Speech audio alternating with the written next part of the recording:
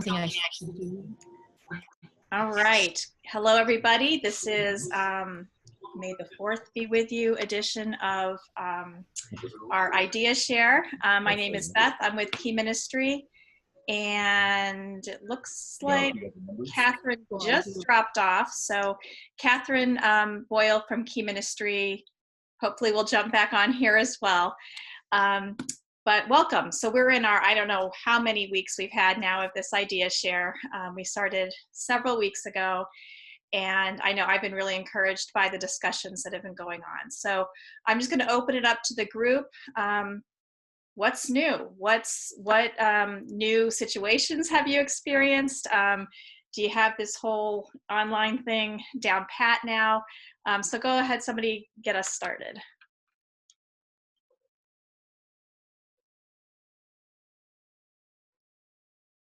Ooh, it's gonna be, you guys are gonna challenge me today, huh? Okay, I'll get us started then. What I would like to talk about today, and what I would really like to hear from you, is how are you continuing to engage your volunteers? And the reason I'm asking this is, at some point, and I don't think it's going to be in the next few weeks, but at some point, we all are going to be able to start gathering in person. You know, and this could be weeks, it could be months away. I'm not, you know, at this point, we don't really know when that's going to happen.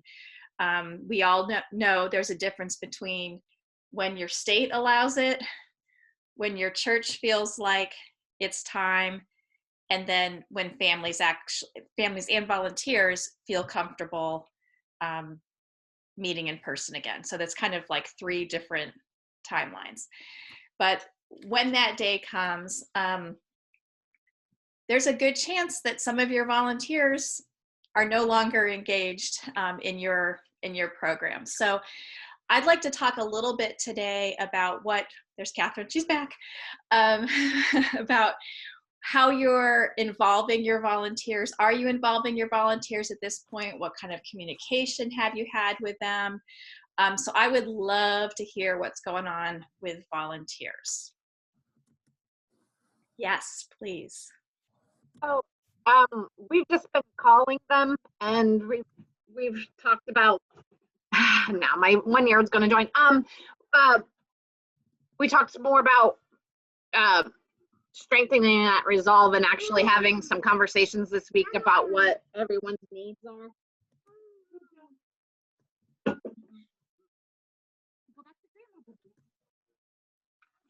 All right, I think Autumn's child will be joining us shortly. All right, so Autumn's been calling her volunteers. Anybody else? Yes. For us, we did over this whole 7 weeks, I think it's been 8 weeks since we've been out, we sent little questions to our volunteers, just a group of probably about 13 questions. And they were silly questions and they were fun questions. What's your favorite movie? What's your favorite, how many pillows do you sleep with? Just like really fun questions.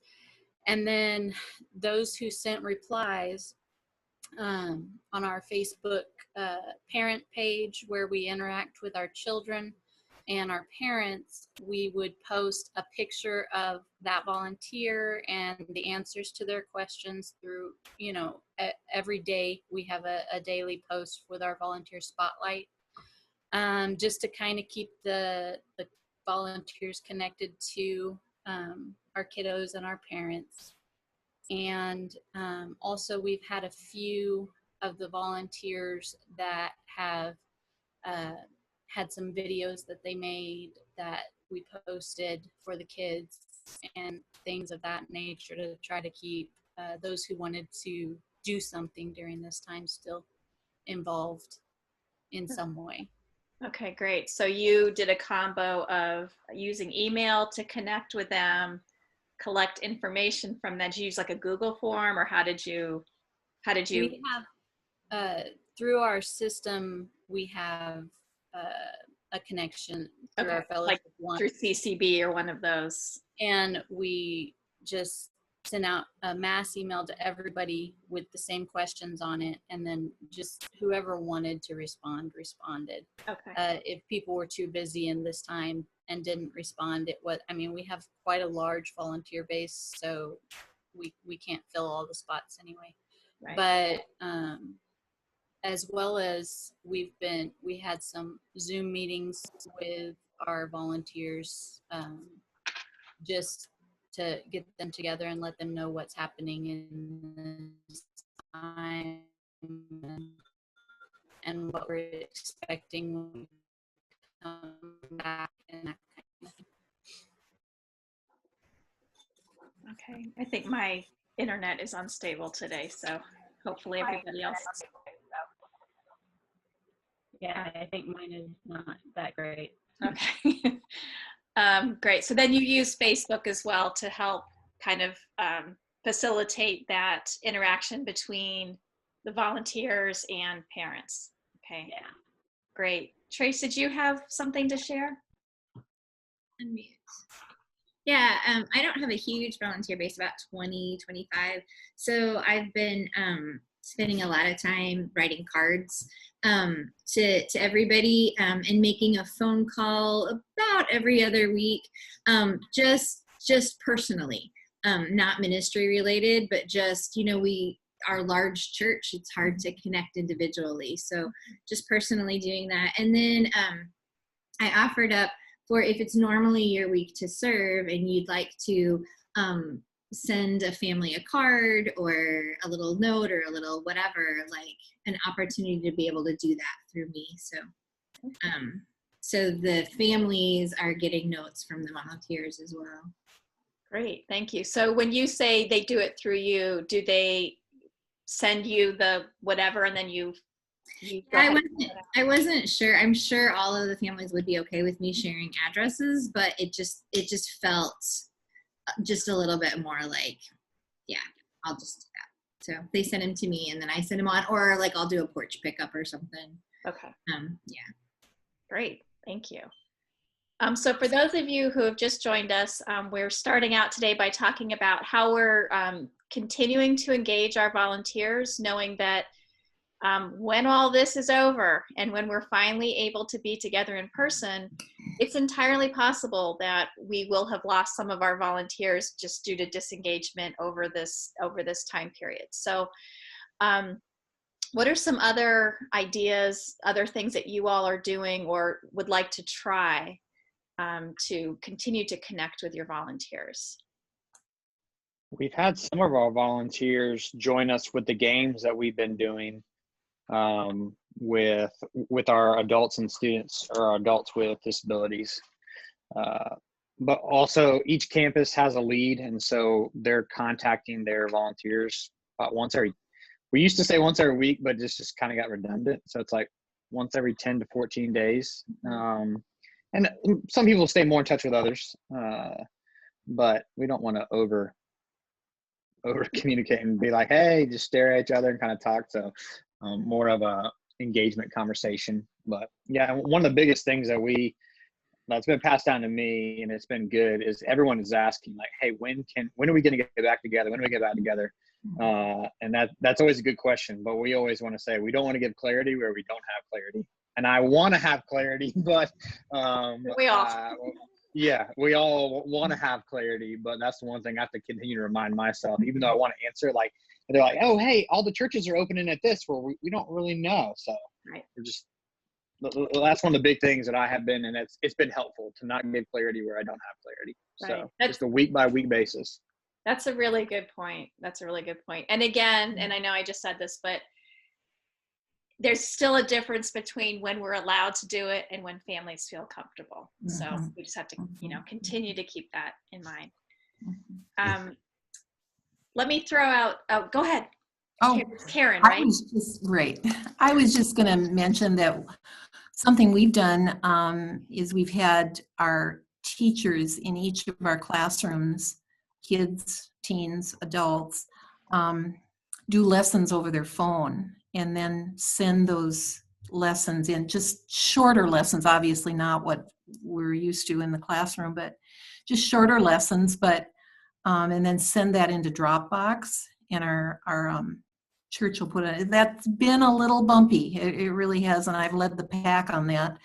But it has worked, and the kids, are familiar with those faces, and they've been enjoying that. And we've had we have a couple of music people that routinely have led music each week, and they have also put songs off their phone onto Dropbox, and so that's been pretty good. And then I mentioned it last week that we just asked if the volunteers would like to write a devotional, and that has been going on now for about maybe 6 weeks, and they've been very, very happy to do that, and it's been a real blessing. We've all loved it. And then those are sent out to our families and volunteers. So one other thing that we've been doing, I love that, what you just said, Karen. Most of the buddies I have, a lot of them are junior high and high schoolers. So I've been joining the Tuesday night Zoom youth group because a lot of them are on there. And so I work closely with the youth team too. And so they said, why don't you just be an honorary youth leader for this time? Because a lot of your guys, like a lot of your volunteers are here, and they're having trouble engaging everyone. So we just said, okay, the buddy subset is like Bronwyn's going to do that for youth. And so it's been really fun to do that, even just to see them over Zoom and to kind of check in with them to see how school is going, because it's like not going well really for anyone, online school, especially the junior high and high schoolers. They're really stressed. You have a couple high school seniors, they're reconsidering where they're going to college, if school is going to be all online.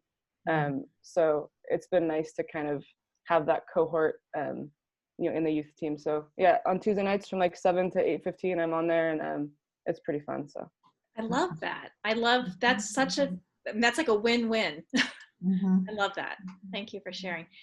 You brought up high schoolers, and that made me think of something. I actually thought of it last week, forgot to ask it, and then but I remembered now. So has anybody thought about how they might be honoring graduating seniors? I know in normal life, our children's ministry always does something kind of special for our graduating seniors. In the church service, they get recognized as well.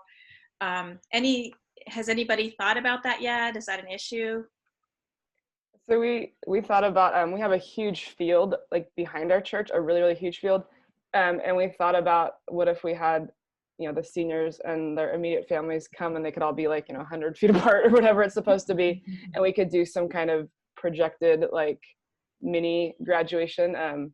There is a high school in a town about 25 minutes away who did that like on a larger scale. They took like individual senior pictures. And our district is uncertain of what they're going to do or if they're going to do anything. So we thought, well, at least maybe for our guys, we can do something like that, utilize our huge field if we get off shelter in place like ever here in California. But if we're able to, we thought about maybe doing that. Okay. We've talked about doing, getting signs made, like the signs that you put in your yard.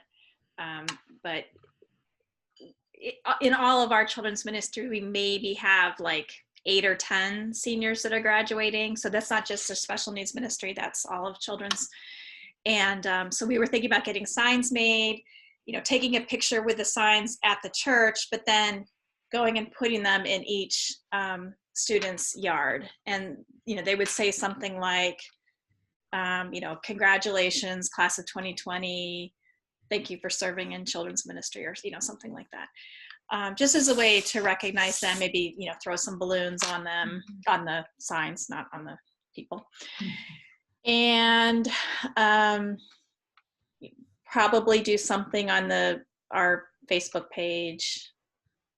And we are talking with the big church to see what their plans are, if they're going to be able to recognize seniors at all.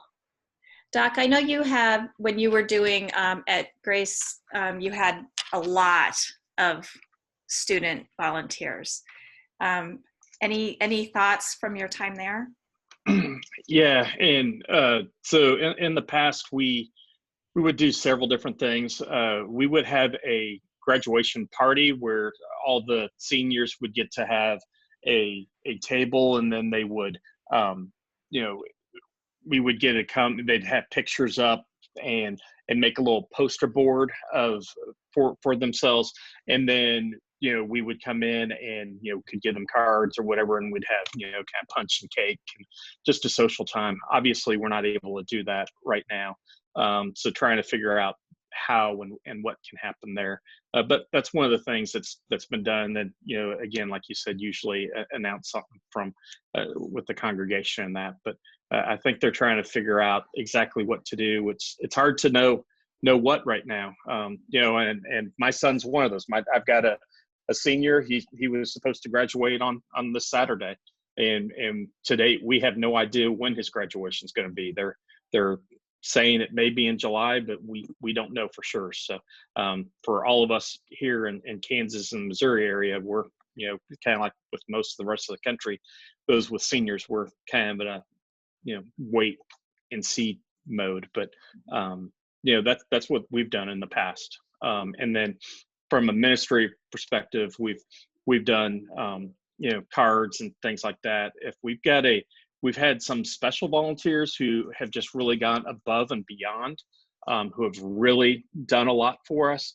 And then we've gone and gotten them some graduation gifts, something special that would help them as they move on through college. One of them we knew wanted to do, was looking at going into maybe special needs education and that. So we actually got them the Beyond Suffering Bible from Johnny and Friends. And then everyone wrote in that for them, and so that was a nice little keepsake, that they could use and then move forward with that. So things like that are things that we've done in the past as a ministry. Okay, thank you. Any other ideas out there for honoring our graduating seniors?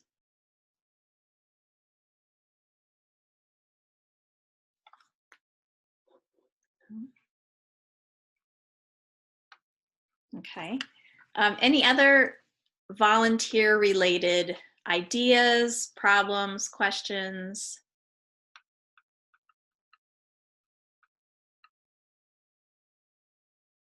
What percentage of your volunteers do you feel like are still kind of engaged with your ministry during this time? I mean, is there anybody that feels like, yeah, everybody's in? Because that's not how I'm feeling right now. Majority of my team leaders, the ones that lead the services, are still involved. Okay.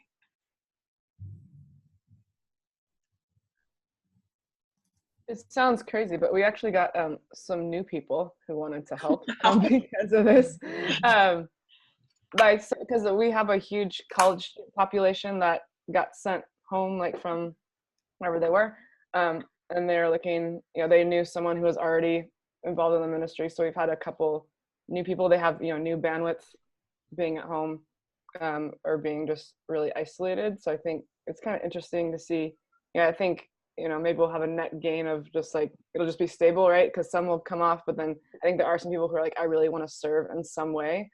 And this is kind of a easier way to connect in our church. So Bronwyn, when you say they're learning about it from the college kids that are now home, so are these local?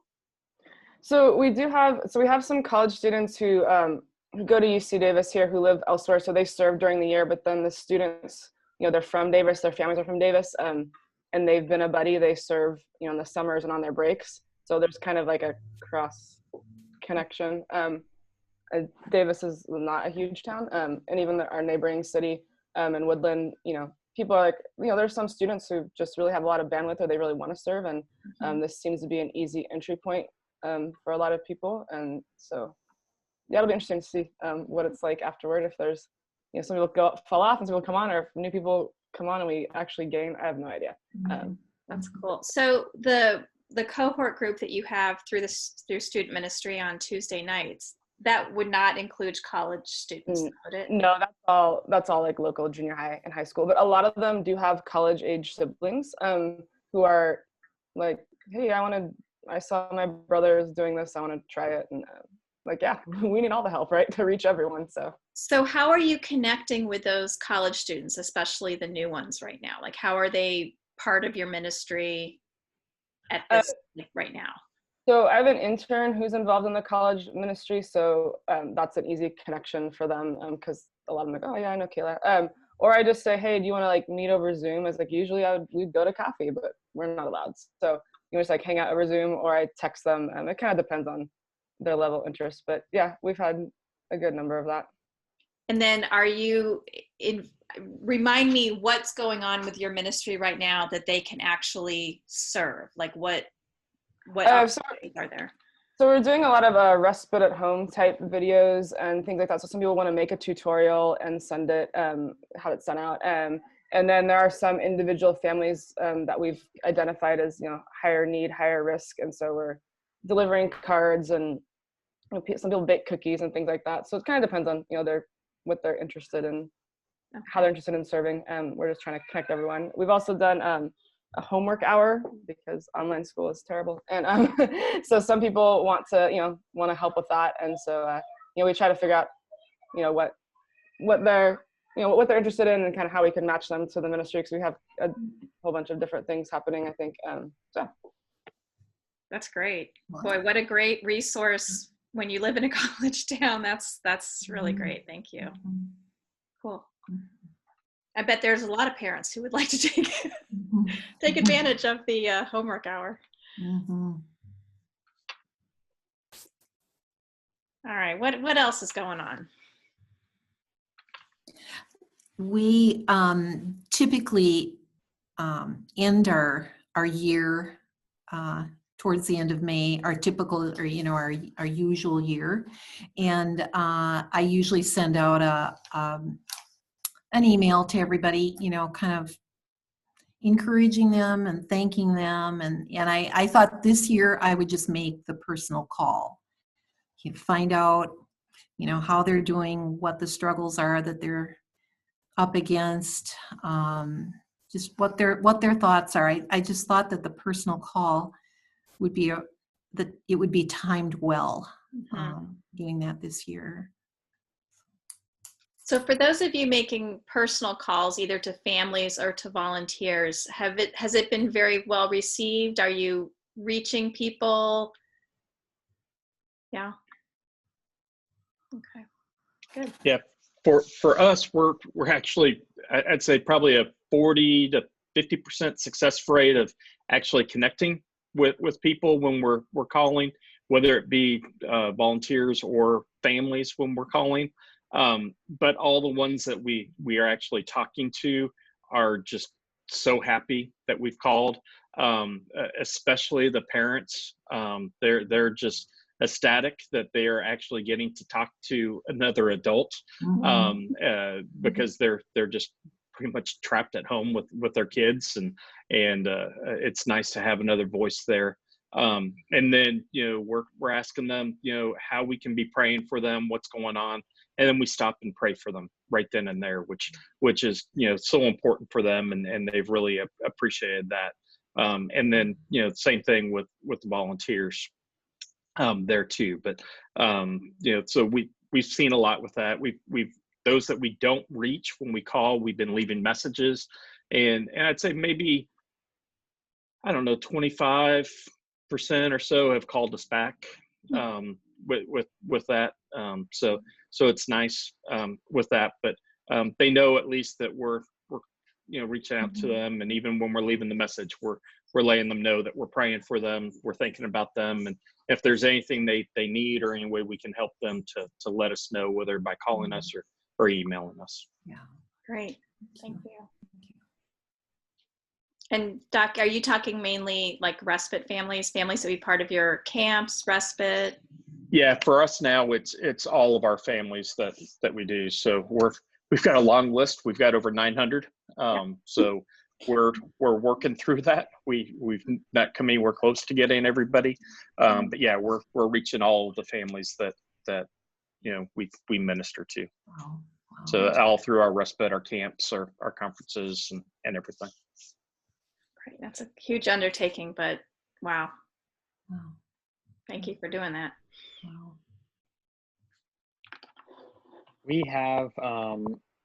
We added a little box in our weekly email to our parents, and it just says, how can we pray for you?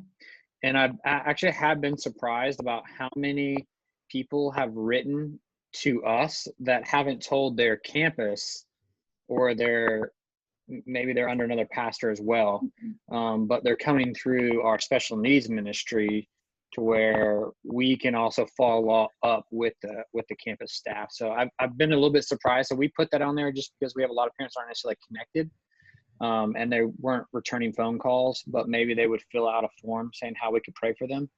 So it's pretty basic, and we've actually had some pretty good responses. I mean, whenever I contact the campus, they don't really know that was going on. So I thought it was a good idea, just to have another outlet. Even though, I mean, we are calling our families, and that's been beneficial. Most of them keep on saying they're fine. I'm like, all right, well, tell me what's really going on. But yeah, that's just something that we added into our weekly newsletter, and it's been productive. That's great. Thank you. So you're a part of a large multi-campus church. So was there already a system in place with you and the other campus pastors to communicate needs, or are you finding like this is sort of a new thing for you? Yeah, each campus does have like they have different outlets. So they have a Facebook page for this campus, or there's different ways to, they have community group pastors that are calling, and their community group leaders that are calling.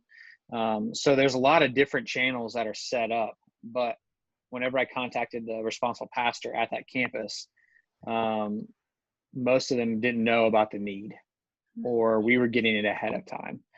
So yeah, they do have outlets where they can go directly to that campus pastor. They can go to any kind of the staff that are there, and there's links set up for those specific campuses. But they're still coming to us, which I think is a great thing. And so I was able to follow up, and they're also able to follow up with the pastor that knows them the best as well. That's great. Thanks. So that's an example, and Bronwyn joining the student ministry team is an example for those of us who are in like a particular ministry area within a church, how you're working with the church leadership as a whole to really make sure that families and volunteers are not slipping through the cracks. So I love that. Any other examples of that going on? How you're working with the larger church leadership? Lisa, did you have one? Was that a hand raise? We have, as the whole church, we have a list of every one of our members, and they have split that list up between all of the different ministry sections of ministry, and not according to who's in whose ministry. They just split it up, and everybody has a certain amount, and everybody's responsible for contacting a certain amount of the congregants, because we do have, over 3,000. And so we're making those phone calls and trying to connect with every single person who comes to the church. But as a whole, the leaders and the pastors all throughout the campus are making those one-on-one phone calls, and that's really, like they were saying before, the people who do answer are very, very grateful for that call. For those who don't answer, after we leave the first message, I've found that if you try texting that person, a lot of people will respond to text and not to voice calls. So there's a certain amount of people who will only respond to text messages, but if you text them, they will respond immediately. So I found it helpful. If I left a message the first time and they'd never called back, then I try texting the second time. And then if I still can't contact them, well, then I'll just, alternate and leave a message and leave a text every once in a while so that they know we're still praying for them. But that splitting up the responsibility throughout all of the staff members and the volunteers has really helped get everyone included and make sure no one falls through the cracks of that. That's great. Thank you. I was wondering, when you text them, what do you say to them? Just the same thing you would say in your phone call, or something different? I just introduce myself by name, let them know that I'm with the church, and ask them if there's any way we can pray for them specifically, and let them know we're praying for them already, but ask if there's any way I can pray specifically. And usually I'll get a response saying, oh no, we're great, or yes, could you pray this way? But I'll get a response from a text message faster than a voice message on some cases. Great. All right, what else is on your mind these days?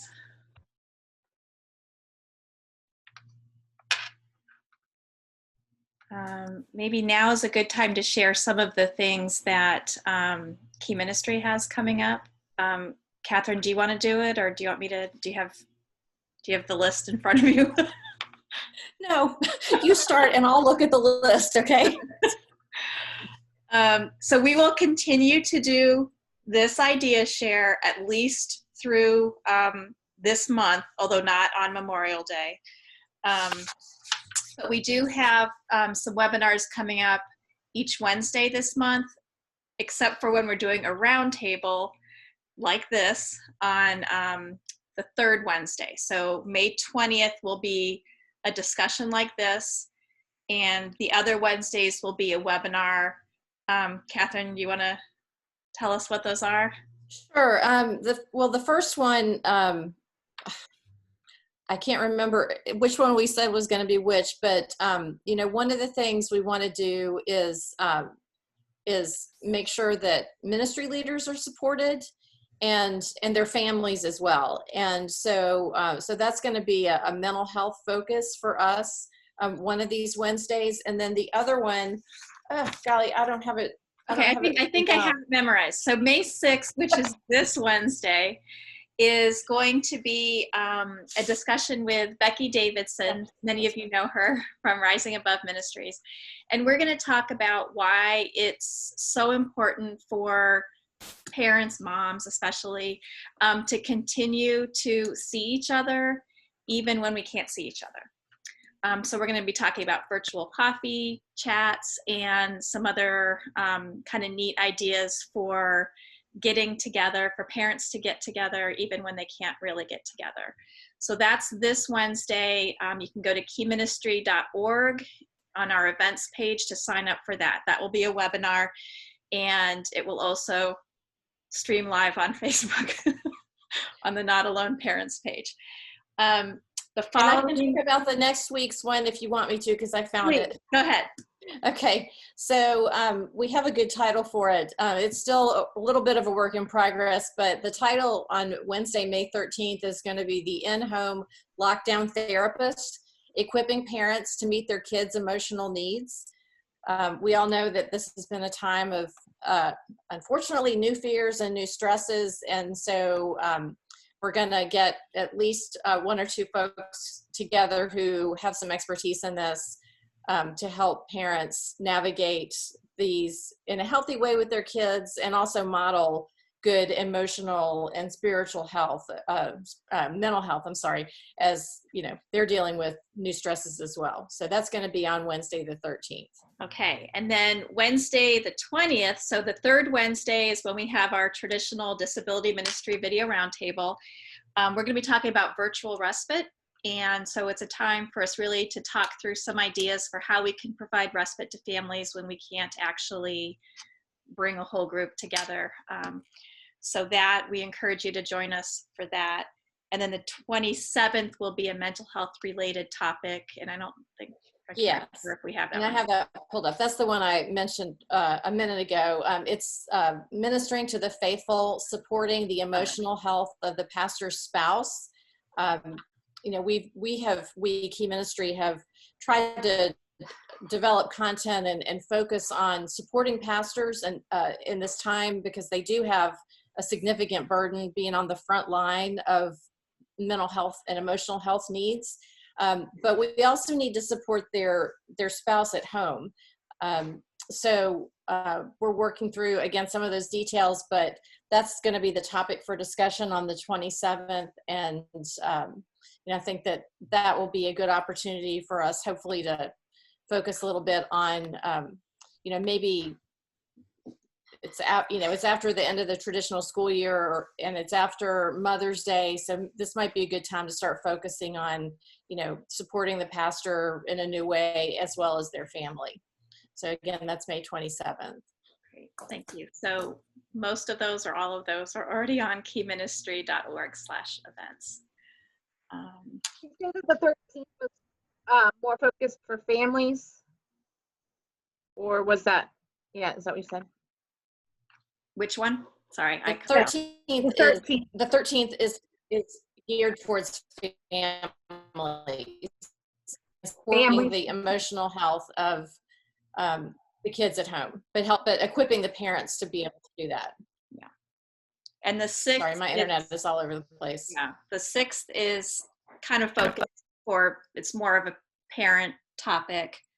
And then the 20th is really for ministry leaders to talk about how we can provide respite for families. So, and all of these get recorded and on our website. So, did anybody catch last week's with, so Catherine did it with the pastor from Al's church, from Liquid Church. That was, yeah, that was excellent. Yeah, if you haven't had a chance to watch it, it's just incredible. Just a little shout out for you guys, Al.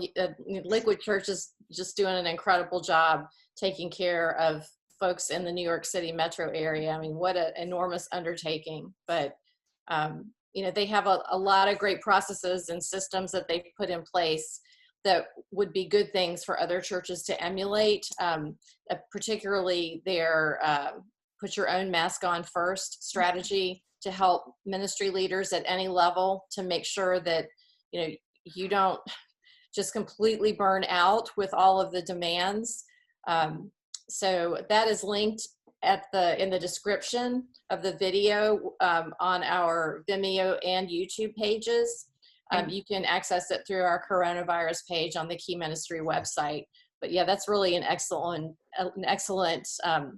one of our webinars to view if you haven't had a chance yet. Is the booklet available, Karen? I'm not sure if, Catherine, I'm sorry, if the booklet that. Yes, yeah, I linked it. I linked it in the description, so you can definitely find that. And it's called "Putting Your Own Mask On First" or something like that, with a picture of the airplane oxygen mask. So it's just excellent tips and strategies for ministry leaders to not burn out in this time. And that in itself, even if you don't have time to listen to it, probably downloading that or uploading it, whatever it is has some resources that would be helpful for everyone eventually. Yeah. Yeah, and boy, she painted such a powerful picture of what you all are dealing with right now. And I mean, for most of us, we're just dealing with quarantine life. We're not dealing with, you know, so much tragedy, what's going on in New York. Yeah, Bronwyn mentioned in a message to me that someone in her church died this past week. And so it's likely sooner or later it'll happen And so it's good to be prepared earlier if possible for what might happen. I mean, Liquid's even done virtual funerals and stuff like that. So even just thinking that kind of stuff. Well, how you do Karen that. said that she lost 6 people close to her in that week alone. Right. And it's just a little mind-boggling.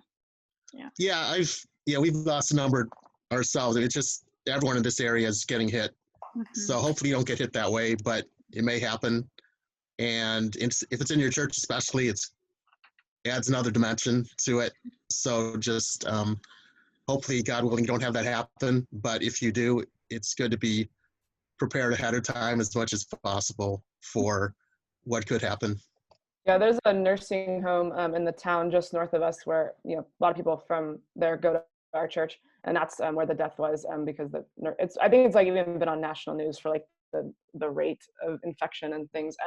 And then this morning I found out we have a child who's associated with our Respite program in the hospital right now. He's very immunocompromised, and they suspect COVID as well for him, and he's 7, I think.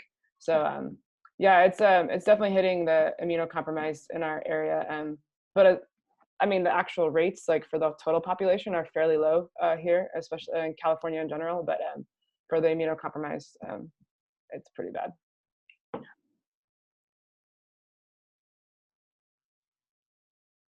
Well, any other news to share, announcements? I think I mentioned at Liquid we're doing anxiety groups when I am afraid. And I'm in a group too. I wanted to go through it, just experience it. We've done 3 weeks already. It's very good. Our group's been quite opened up already, so it's very positive. A lot of us didn't know each other ahead of time. So, you know, if you have people struggling with anxiety, I would recommend this book and doing a series with it. So yeah, it's very good. Great, thank you. I know my church is having a mental health awareness week, and I don't know if that's like a national thing or if our church just picked this coming week to do that. But so on Wednesday nights we always have a pastor chat, which is like a kind of a webinar where the 3 pastors talk about a topic, and they'll have a psychologist on and talking about mental health, and then the next evening, our church counselors will be doing the same thing. So again, I don't know if that's a national thing or if that was just something our church chose to do. Doc, what do you have coming up this Friday? Yeah, so this Friday for the Talk with Doc, we have a mom's panel, how to survive during stay at home. We've got 6 moms, many of who are disability leaders, including Lisa Jameson, Becky Davidson, Sandra Peoples, and many others. But it's going to be Sarah Brody, Sarah McGuire, and Larissa Ballou, I think everybody. But it's going to be a great time answering moms' questions and just kind of helping them out, and then celebrating moms at the same time as we're coming into Mother's Day this weekend. But encourage any of your moms to jump on. It's completely free again, and they can go to soarspecialneeds.com to register. It's SOAR specialneeds.com. But it's going to be a good time and just a way we can celebrate moms and then help them. We've got pretty much the whole gamut. We've got from preschool age kids all the way through adulthood. So we'll be able to answer any questions that any mom is dealing with through it. And hopefully having 6 different moms there, since they all have their kids at home right now, including their adult kids, will at least be able to have 1 or 2 on at a time, as I'm sure the kids will be wanting some attention at the same time. But encourage them to join. It'll be good. So yeah. Great, thank you. Any other last announcements? All right, well, happy Mother's Day to the ladies out there. And we will see you next Monday. All right. Thank you for joining in today, everybody. Thank you.